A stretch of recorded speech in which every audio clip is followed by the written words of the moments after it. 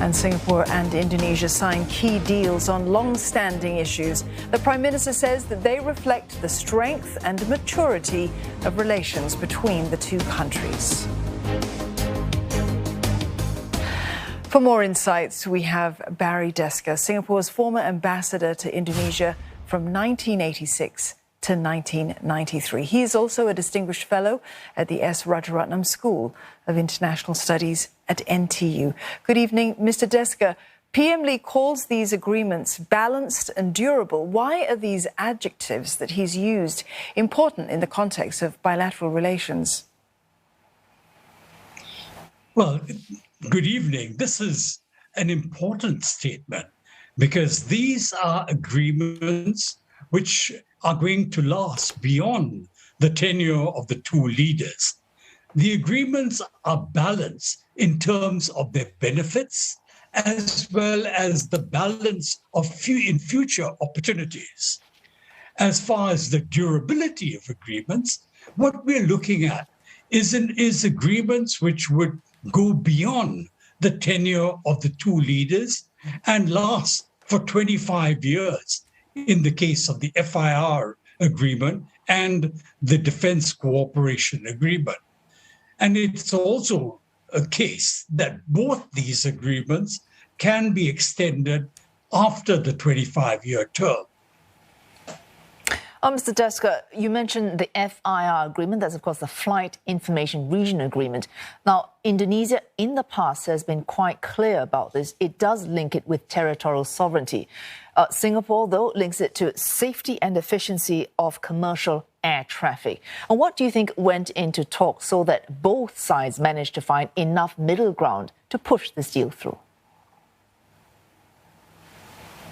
Well, I think both parties looked at reaching an agreement which would meet the needs of either party.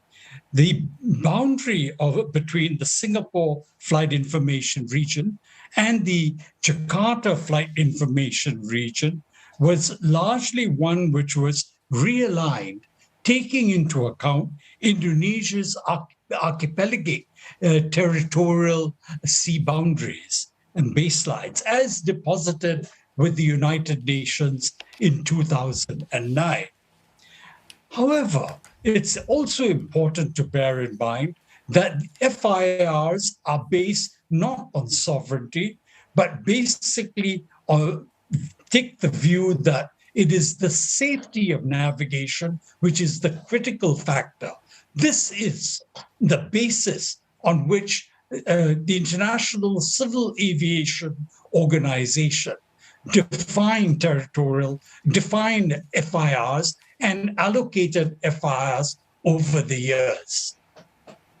Mr. Desker, the Riau Island FIR, I mean, you mentioned before we have a 25-year sort of runway here for this agreement. We also know, as you said earlier, that there will be future opportunities insofar as these FIRs are concerned. For Indonesia, what might those be? Well, for Singapore and for Indonesia, what it does is that it provides certainty. For the next 25 years, one can do advanced planning. From Singapore's perspective, it enables Changi to go ahead with planning for the future. Our interest is in ensuring safe, effective, and reliable air traffic management. Our goal is to ensure that safety of navigation for traffic into Singapore and out of Singapore can be assured over the longer term future. And this agreement provides for such an opportunity.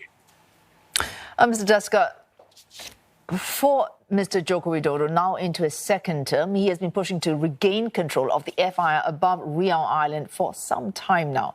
What does this agreement mean for a president who is enjoying high approval ratings?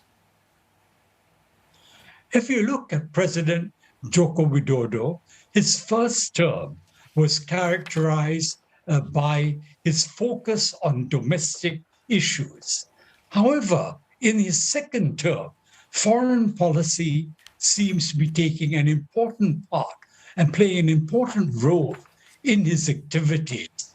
He has taken over the chairmanship of the G20 this year.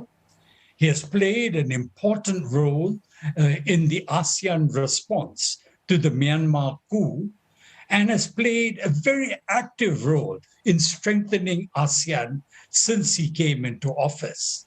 With this framework of agreements, what President Jokowi has done is to demonstrate that he also has an interest in building a strong relationship with Indonesia's closest neighbors, of which Singapore is one.